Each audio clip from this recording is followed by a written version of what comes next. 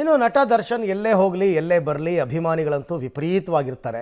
ಅವರ RR ನಗರದ ನಿವಾಸದ ಮುಂದೆ ಓರ್ವ ಮಹಿಳಾ ಅಭಿಮಾನಿ ದರ್ಶನ್ ಕಾಲಿಗೆ ಎರಗಿದ್ದಾರೆ ಅವ್ರ ಮನೆಯಿಂದ ಹೊರಗಡೆ ಬರ್ತಾ ಇದ್ದಾಗ.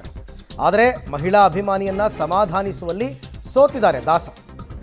ದರ್ಶನ್ ಅವರನ್ನು ನೋಡೋದಕ್ಕೆ ಮನೆ ಮುಂದೆ ಫ್ಯಾನ್ಸ್ ಜಮಾಯಿಸಿದ್ರು.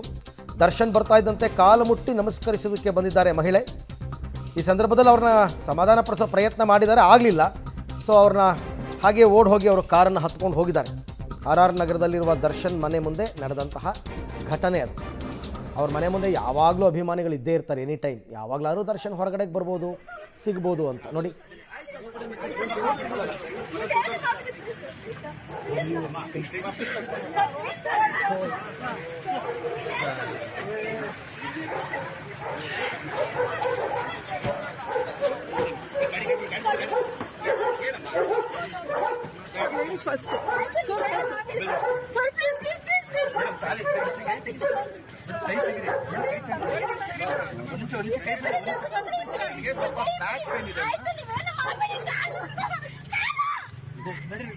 ನೋಡಿ ಎಷ್ಟು ಅಭಿಮಾನಿಗಳ ಅಭಿಮಾನ ಹೇಗಿರುತ್ತೆ ಅನ್ನೋದಕ್ಕೆ.